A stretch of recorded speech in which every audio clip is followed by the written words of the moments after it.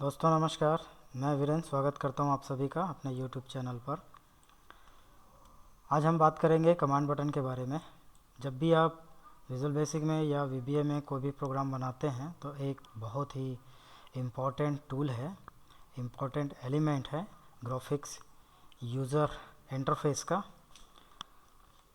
जिसको आप अक्सर देखते होंगे किसी भी डायलॉग बॉक्स में। उसको बोलते हैं कमांड बटन। जैसे ये पेज सेटअप का डायलॉग बॉक्स है, इसमें आप ये जो बटन देख रहे हैं cancel, okay, print, print preview, options, यही कमांड बटन है। कमांड बटन का प्रयोग वहाँ पर किया जाता है जहाँ पर आप अपने प्रोग्राम को एग्जीक्यूट करना चाहते हैं। आपने कोई प्रोग्राम बनाया हुआ है और आप चाहते हैं कि उसको किसी एक ट्रिगर के द्वारा अप्लाई किया जाए, रन किया जाए, तो उसके लिए कमांड बटन उपयोग में लाया जाता है। तो देखते हैं इसको बनाते कैसे हैं। ये मैंने कुछ कमांड बटन बनाए हुए हैं। तो अपन यहाँ पर चलते हैं शीट 2 में। तो सबसे पहले तो आप जब भी VBA में प्रोग्रामिंग करते हैं तो आपको ये डेवलपर मेनू इनेबल करना होता है। इसके लिए आप राइट बटन क्लिक करिए किसी भी मेनू में और यहाँ पर डेवलपर जो चेक बॉक्स है उसको राइट कर दीजिए। जैसे मैं इसको अनचेक करता हूँ तो ये डेवलपर मेनू गायब हो जाएगा, और जैसे ही मैं उसको वापस फिर से लाना चाहूँ तो उसको मैं चेक करके ओके कर दूँ तो ये डेवलपर मेनू आ जाता है। तो डेवलपर मेनू में जा कर के यहाँ पर देखिए, ये जो कंट्रोल्स वाला जो सेक्शन है इसमें आपको मिलेगा इंसर्ट। इसको आप क्लिक करेंगे। दो तरह के कंट्रोल्स होते हैं, एक फॉर्म कंट्रोल्स होता है और एक एक्टिवएक्स कंट्रोल्स होता है। तो हम एक्टिवएक्स कंट्रोल में काम करेंगे। उसमें का जो सबसे पहला जो टूल्स है, पहला जो एलिमेंट है वो है कमांड बटन। इसको आप सेलेक्ट कर लेंगे और उतना एरिया आप सेलेक्ट करेंगे एक रेक्टेंगल के रूप में, जितना बड़ा आपको कमांड बटन चाहिए। आप इसकी साइज़ ऐसे बढ़ा सकते हैं या घटा सकते हैं, जैसे हम किसी भी इमेज में काम करते हैं वैसे ही। ये आपका कमांड बटन यहाँ पर बनकर तैयार हो गया। अब इसके प्रॉपर्टीज़ कौन कौन से हैं, क्या क्या इसके इवेंट्स हैं, उसके बारे में जानेंगे। कोई भी कंट्रोल्स जब आप विजुअल बेसिक में प्रोग्रामिंग करते हैं या VBA में प्रोग्रामिंग करते हैं तो आपको पता होगा ये ग्राफिक्स यूज़र इंटरफेस सपोर्ट करता है। और ग्राफिक्स यूज़र इंटरफेस में बहुत से एलिमेंट्स होते हैं, जैसे ये कमांड बटन है, टेक्स्ट बॉक्स होता है, कॉम्बो बॉक्स होता है, रेडियो बटन्स होते हैं। तो हर कंट्रोल्स का अपना अलग अलग उपयोग होता है और हर कंट्रोल का अपना एक फंक्शन होता है, उसकी प्रॉपर्टीज़ होती हैं और उसके इवेंट्स होते हैं। तो हम हर कंट्रोल के बारे में, उसके इवेंट्स के बारे में, उसकी प्रॉपर्टीज़ के बारे में और उसके मेथड्स के बारे में पढ़ेंगे। तो जब हम बात करते हैं कमांड बटन की तो इसकी भी कुछ प्रॉपर्टीज़ होती हैं। प्रॉपर्टीज़ क्या होते हैं, इवेंट्स क्या होते हैं और मेथड्स क्या होते हैं, इसके लिए मैं अलग से वीडियो बना दूंगा। अभी फ़िलहाल हम ये समझते हैं कि जैसे प्रॉपर्टीज़, आप इसकी कुछ इस कंट्रोल में कुछ वैल्यूज़ असाइन करते हैं, इस कंट्रोल को कोई वैल्यू देते हैं आप, उसको बोलते हैं प्रॉपर्टीज़। या उस इसके किसी भी वैल्यूज़ को आप चेंज कर सकते हैं, है ना। तो जिस वैल्यूज़ को हम चेंज कर सकते हैं, असाइन कर सकते हैं, उसको उस कंट्रोल की प्रॉपर्टीज़ बोलते हैं। जैसे हम इसमें जो टेक्स्ट लिखा हुआ है उसको बदल सकते हैं, इसका कलर बदल सकते हैं, है ना। इसकी विजिबिलिटी को हम ऑन ऑफ कर सकते हैं, इसको इनेबल्ड या डिसेबल्ड कर सकते हैं। ये सब इसकी प्रॉपर्टीज़ होती हैं। मेथड्स इसके फंक्शंस होते हैं जो हम अपने प्रोग्राम में यूज करते हैं। हर कंट्रोल्स का अपना एक मेथड होता है। मेथड का मतलब होता है उसका बेसिक फंक्शंस, जिसके लिए उस कंट्रोल को डिज़ाइन किया गया है। उसके अलग अलग फंक्शंस उसमें दिए गए हैं। हम जिस फंक्शंस को अपने प्रोग्राम में यूज़ करना चाहें उस फंक्शंस को हम कॉल करते हैं, उसको हम मेथड्स कहते हैं, उसके मेथड्स कहते हैं, किसी भी कंट्रोल्स के मेथड्स कहते हैं। यानी मेथड्स मतलब उसका बेसिक जो फंक्शंस है उसको हम मेथड्स कहते हैं। इवेंट्स का मतलब होता है यूज़र के द्वारा इस कंट्रोल पे कोई पर्टिकुलर एक्शन लिया जाता है, उसको इवेंट्स कहते हैं। जैसे कि कोई यूज़र मान लो इसके ऊपर क्लिक करता है, या इसके ऊपर माउस ले जाता है, या इसके ऊपर कोई डबल क्लिक करता है, तो ये इवेंट्स कहलाते हैं। यानी यूज़र इस कंट्रोल के साथ इंटरेक्ट कर रहा है किसी भी माध्यम से, तो उसको हम बोलते हैं इवेंट। जैसे इस पर क्लिक करना, तो कमांड बटन की सबसे ख़ास जो इवेंट्स होती है वो है क्लिक इवेंट। तो हम क्लिक इवेंट पर इसकी प्रोग्रामिंग करेंगे। अब देखते हैं इसकी मुख्य मुख्य प्रॉपर्टीज़ क्या है। तो हम इसको सेलेक्ट करेंगे। सेलेक्ट करने के बाद प्रॉपर्टी विंडो खोलेंगे। यहाँ पर सबसे ऊपर में इसका होता है नेम प्रॉपर्टी। नेम का मतलब होता है जिसके द्वारा ये जाना जाता है। हम अपने प्रोग्राम में इसको जब भी कॉल करेंगे तो इसके नाम के द्वारा कॉल करेंगे। तो इसका हम नाम रख देते हैं CMD command button CMD BTN1। ये नाम, कोई भी नाम आप रख सकते हैं, लेकिन नाम जो है उससे एप्रोप्रिएटेड होना चाहिए जो जिसके लिए आप इसको यूज़ कर रहे हैं। उसके बाद इसका जो मुख्य फंक्शन होता है वो है आपका बैक कलर पे आते हैं। बैक कलर का मतलब होता है यहाँ पे जो इसका जो बैकग्राउंड का कलर है बटन का, उसको हम चेंज कर सकते हैं। जैसे मान लो हम इसको ब्लू कलर में करें, ये हो गया। और उसके बाद होता है बैक स्टाइल में। देखते हैं हम क्या है बैक स्टाइल में। जैसे ट्रांसपेरेंट करेंगे तो इसका जो बैकग्राउंड का कलर है वो हमको नहीं दिखेगा, बल्कि शीट में क्या है इसके पीछे, इस बटन के पीछे क्या है वो चीज़ हमको दिखेगा यदि आप ट्रांसपेरेंट करते हैं। तो हम इसको ओपेक कर देते हैं। कैप्शन का मतलब होता है इसमें जो लिखा हुआ है। जैसे इसमें लिखा है कमांड बटन 1, तो हम कैप्शन यहाँ से चेंज कर सकते हैं, ये इस तरह से। इनेबल्ड का मतलब होता है कि ये आपके प्रोग्राम में काम करेगा कि नहीं करेगा। डेड रहेगा कि ये वर्किंग में रहेगा। जैसे आप इसको इनेबल्ड को फॉल्स कर देंगे तो ये फैट कलर का हो जाता है और ये काम करना बंद कर देता है, इसके कोई इवेंट्स काम नहीं करते हैं। तो ये हम अभी ट्रू ही रखते हैं। एक बार मैं आपको बता देता हूँ। जैसे एक और बटन ले लेते हैं यहाँ पर। मान लीजिए मैं इसको क्या कर देता हूँ, इनेबल्ड को फॉल्स कर देता हूँ। ये देखिए फैट कलर में हो गया। अब जब इसको रन करेंगे, रन कैसे करते हैं, अभी अब ये डिज़ाइन मोड में है। डिज़ाइन मोड का मतलब ये होता है कि आप इसकी साइज़ को घटा सकते हैं, बढ़ा सकते हैं, आप इसको डिज़ाइन कर सकते हैं। इसके कलर, इसका जो टेक्स्ट है उसको चेंज कर सकते हैं डिज़ाइनिंग मोड पे। लेकिन जब आप डिज़ाइनिंग मोड ऑफ़ करते हैं तो फिर ये रन मोड पे आ जाता है। यानी इसके अंदर का जो प्रोग्राम है वो एग्जीक्यूट होने लगता है इसके इवेंट्स के द्वारा। ये इवेंट लेने को अब तैयार है। जैसे इसमें क्लिक हो सकता है, तो जैसे ये क्लिक हो रहा है यहाँ पे। लेकिन जब ये बटन जो है इनेबल्ड नहीं रहता है, डिसेबल्ड रहता है, तो इस पर आप कोई भी क्लिक नहीं कर सकते हैं। इस पर जो प्रोग्राम रहेगा वो काम नहीं करेगा। तो ये होता है इनेबल्ड प्रॉपर्टी। तो उसके बाद फिर फ़ॉन्ट है। फ़ॉन्ट को आप चेंज कर सकते हैं। इसमें जो टेक्स्ट लिखा हुआ है इसका फ़ॉन्ट और उसकी साइज़ को आप बदल सकते हैं। जैसे इसको हम बोल्ड कर देते हैं, थोड़ा बड़ा कर देते हैं। इधर से कोई सा भी फ़ॉन्ट हम चेंज कर सकते हैं ऐसा, ये देखिए इस तरह से। उसके बाद है हाइट। सिंपल है, आप इसकी हाइट घटा बढ़ा सकते हैं। लेफ़्ट का मतलब होता है यहाँ से कॉर्नर से, ये जो लेफ़्ट है, ये जो रो नंबर दिख रहा है यहाँ से इसका जो डिस्टेंस है वो है। जैसे हम इसको मान लीजिए 100 कर देते हैं तो ये इधर आ जाता है। वैसे ही टॉप प्रॉपर्टी होती है इसकी, टॉप से इसका जो डिस्टेंस होता है ये ऐसा। तो ये तो आप माउस से के थ्रू भी कर सकते हैं।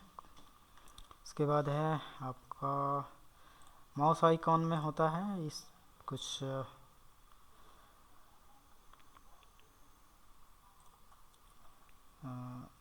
माउस आइकॉन, ये आइकॉन फाइल होनी चाहिए। आइकॉन फाइल का मतलब ये होता है जब आप इस पर कुछ भी माउस को जब आप इसके ऊपर ड्रैग करते हैं तो माउस का जो पॉइंटर है उसका जो आइकॉन है वो कैसा दिखेगा। तो उसके लिए आपके पास माउस आइकॉन की फ़ाइल होनी चाहिए। अभी नहीं है मेरे पास। तो माउस का पॉइंटर, जब आप इस पे माउस को इसके ऊपर ऐसा लाएंगे तो ये कैसा दिखेगा। तो इसको आप रनिंग मोड पे रखेंगे तो दिखेगा आपको। देखिए अप एरो दिख रहा है। तो इस तरह से आप अलग अलग माउस का जो पॉइंटर है वो यहाँ से चेंज कर सकते हैं। इसको हम अभी डिफ़ॉल्ट में रखते हैं। इसके बाद पिक्चर, आप इस पर कोई भी पिक्चर, आप जेपीजी पिक्चर हो या पीएनजी हो, आप इसको सेट कर सकते हैं इस तरह से। इसके बाद है आपका पिक्चर पोजीशन। आप ये पिक्चर का जो पोजीशन है आप इसको ऐसा चेंज कर सकते हैं। इसके बाद शेडो में क्या होता है, एक शेडो दिखता है हल्का सा, ये देखिए शेडो दिख रहा है। और टेक फोकस ऑन क्लिक, जब आप इसके ऊपर क्लिक करेंगे तो इस पर फोकस रहेगा कि नहीं रहेगा, ये ट्रू और फॉल्स कर सकते हैं। विजिबल का मतलब ये होता है जैसे आप इसको यदि आप फॉल्स कर देंगे और जब इस प्रोग्राम को रन करेंगे तो ये दिखेगा ही नहीं आपको, इसकी जो विजिबिलिटी है वो समाप्त हो जाती है। तो विजिबल यहाँ पर हम ट्रू कर देते हैं। विड्थ, जैसे आप हाइट चेंज कर सकते हैं वैसे इसका यहाँ से विड्थ चेंज कर सकते हैं।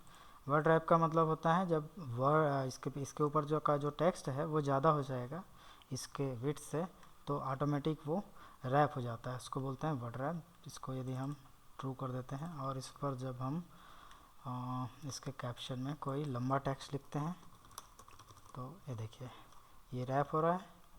मान लो इसको हम फॉल्स कर देते हैं तो ये जो है टेक्स्ट जो होता है एक हॉरिजॉन्टल लाइन में ही दिखता है, ये रैप नहीं होता है। तो इसको हम इसे रैप कर सकते हैं। इसको हम ओके ही रहने देते हैं इस तरह से। तो ये इसकी मेन प्रॉपर्टी हो गई। अब देखते हैं इसमें कोडिंग कैसे करते हैं। कोडिंग करने के लिए आपको इसके ऊपर डबल क्लिक करना होता है तो इसका जो विजुअल बेसिक का एडिटर है वो ओपन हो जाता है और इस पर आपको कोई भी जैसे कोडिंग करते हैं तो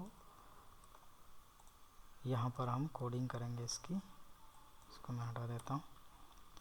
ये उसका इवेंट हैंडलर कहलाता है, यानी आप जब कभी उसके ऊपर क्लिक करेंगे या यूज़र उसके ऊपर क्लिक करेगा तो ये इवेंट हैंडलर रन होगा। इवेंट हैंडलर का मतलब होता है इवेंट को हैंडल करने वाला, उसे मैनेज करने वाला। पर्टिकुलर कोई भी इवेंट है जब भी वो ट्रिगर होता है तो कौन सा प्रोग्राम रन होना चाहिए वो प्रोग्राम उस पर्टिकुलर इवेंट हैंडलर में होना चाहिए। जैसे ये क्लिक इवेंट का इवेंट हैंडलर है तो हम इसके अंदर जो भी प्रोग्राम लिखेंगे तो वो क्लिक इवेंट पर रन होगा, तो इसको बोलते हैं इवेंट हैंडलर। और इसके जो मेन इवेंट होते हैं उसके बारे में भी देख लेते हैं। ये तो क्लिक इवेंट हो गया, जैसे हम इस पर क्लिक करेंगे, जब भी हम इसके ऊपर क्लिक करेंगे ऐसे तो ये उसके अंदर का प्रोग्राम एग्जीक्यूट होता है इस तरह से। कुछ और इसके इवेंट्स देख लेते हैं।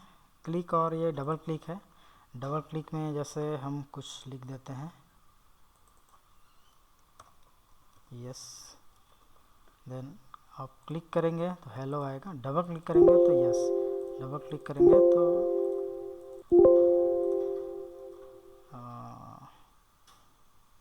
Double click yes. तो इसको हमको हटाना पड़ेगा क्योंकि ये क्लिक वाला ही पहले ट्रिगर हो रहा है। ये देखिए डबल क्लिक करेंगे तो ये आएगा। क्लिक में कोई मैसेज नहीं है, कोई प्रोग्राम नहीं है, इसलिए सिंगल क्लिक में कुछ नहीं आएगा, ये डबल क्लिक पर ही आएगा। तो डबल क्लिक में जब आप करते हैं तो क्लिक वाला जो भी प्रोग्राम है उसको आपको हटाना पड़ेगा, नहीं तो डबल क्लिक के पहले क्लिक वाला रन हो जाएगा। और इसके बाद ये सब जो है इसमें काम का नहीं है। इसमें एक देख लेते हैं कौन सा, माउस डाउन का देख लेते हैं। माउस डाउन का मतलब ये होता है जैसे हम यहाँ पर माउस डाउन करते हैं, जैसे बटन को जैसे ही प्रेस करूँगा ये ट्रिगर होगा, जैसे ही प्रेस करूँगा ट्रिगर होगा। लेकिन जब आप माउस अप में करते हैं तो माउस का बटन जब आप दबाते हैं उस समय वो ट्रिगर नहीं होता है, बल्कि जब माउस का बटन छोड़ते हैं दबा करके बटन को अप करते हैं तब वो एग्जीक्यूट होता है। ये देखिए मैंने दबाया, अभी कोई प्रोग्राम एग्जीक्यूट नहीं हुआ क्योंकि हमने माउस डाउन में कोई प्रोग्राम नहीं दिया है। जैसे ही मैं माउस का बटन रिलीज़ करूँगा वो ट्रिगर होगा, ये देखिए।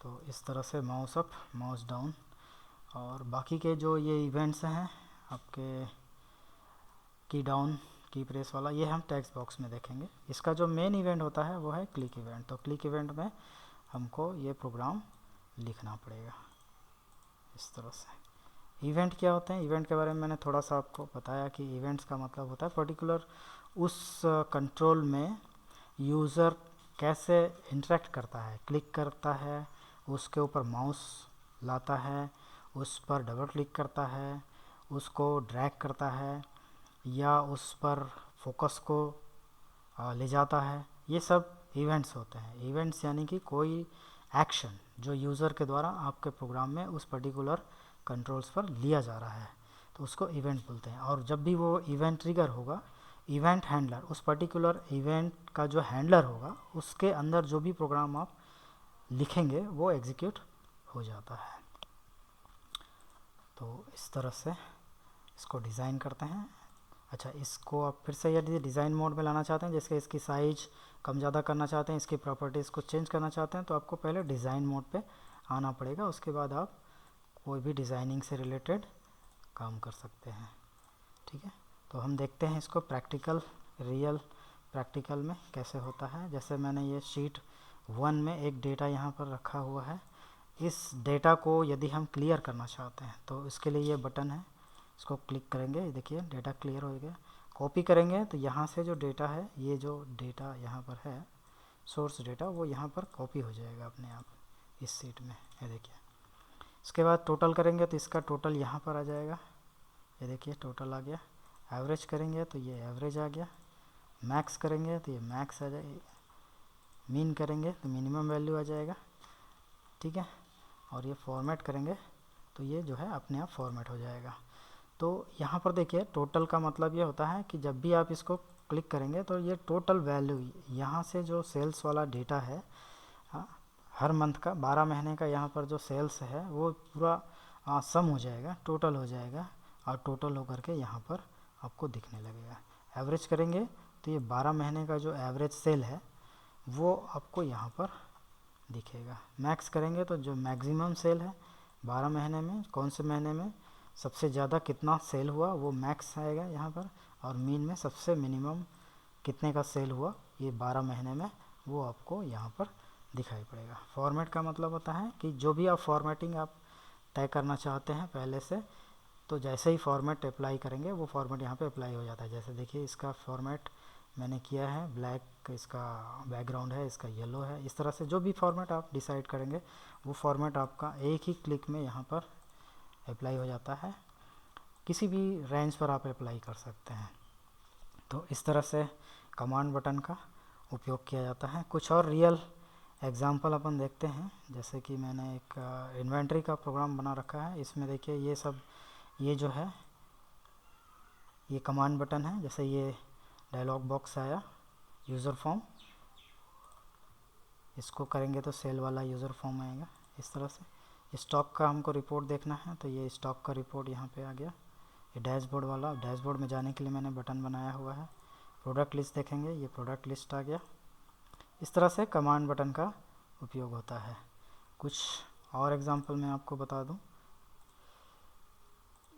जैसे ये एक एग्जांपल है, इसमें जैसे ये इस बटन पर मैं क्लिक करूँगा तो ये जो है लिंक्स वर्कशीट पर ले आएगा। इसके बाद जैसे मैं करता हूँ यहाँ पर अपडेट लिंक्स, तो ये जो लिंक्स हैं उसको अपडेट करेगा। इस तरह से ये एक रियल एग्जांपल है, रियल प्रोग्राम में कैसे इसका उपयोग किया जाता है। तो ओके फ्रेंड्स, ये था कमांड बटन। आई होप आपको समझ में आया होगा।